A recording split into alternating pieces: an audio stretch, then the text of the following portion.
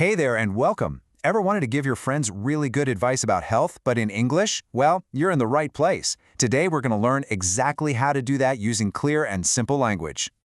I bet the answer's yes, right? By the end of this, you'll know exactly what to say. We're going to go over the words and the grammar you need to sound super clear, confident, and of course, helpful. Okay, let's dive right in. Before we can give advice, we need the right words. So for part one, we're going to start with some really useful phrases for talking all about a healthy lifestyle.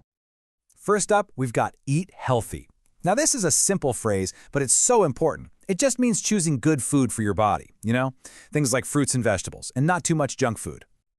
So, your friend might ask you this: how can I eat healthy? They're really asking for your ideas, for some advice on what kind of food is good for them. This is the perfect time for you to jump in and help. Let's check out our next key phrase: keep fit. This one's all about keeping your body strong and in good shape, usually by moving around and just being active. And here's how you might hear it in a question. Asking someone, "What do you do to keep fit?" is just a really great, friendly way to talk about their hobbies and what they do for exercise. This one's pretty direct. Do exercise literally just means doing some kind of physical activity that makes your body stronger and healthier. Simple as that.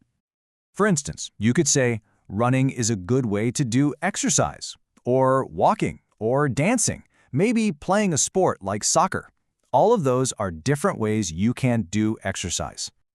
Okay, time for a super quick recap. Our keywords for health are eat healthy food, keep fit, do exercise, go running, and hey, don't forget about sleep.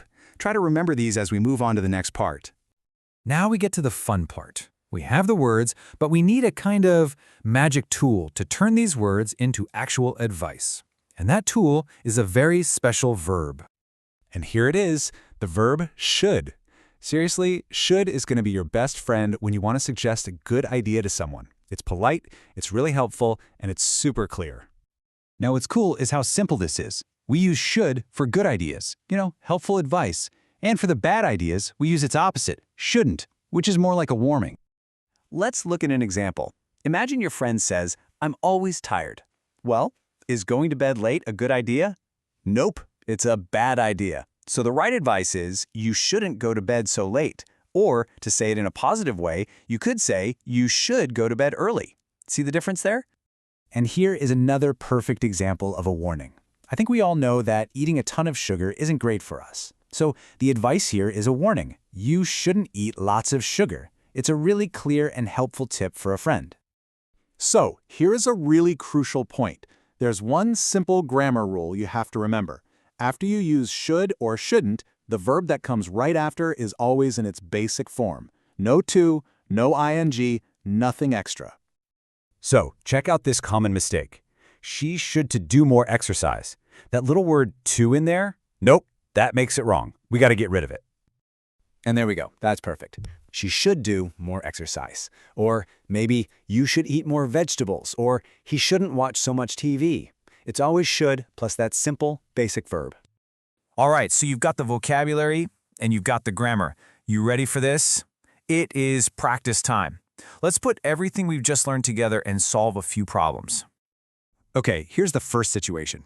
Your friend comes up to you and just says, "I'm bored." What's a good piece of advice you could give them using our new favorite word, should? Here's a great suggestion. You should join a club. That's a positive, active idea, right? And notice the structure, should plus the simple verb join. Perfect. Let's try another one. This is a very common problem, especially for students. Your friend is worried and tells you, "I've got a big exam next week." What's the most obvious advice here? Exactly. You should study. It's simple, it's direct, and it is very good advice. It clearly tells them the best thing to do. See? You're totally getting the hang of this. So, before we finish up, let's just quickly go over the 3 most important things to remember. Number 1, you should for good ideas. Number 2, you shouldn't for bad ideas. And number 3, that big grammar rule. Always use the simple verb right after should, with no to. And now it is all up to you to put this into practice. So here is a final little challenge. If you want to keep fit, what are some things you should do? Think of maybe 2 or 3 pieces of advice for yourself. Go on, give it a try.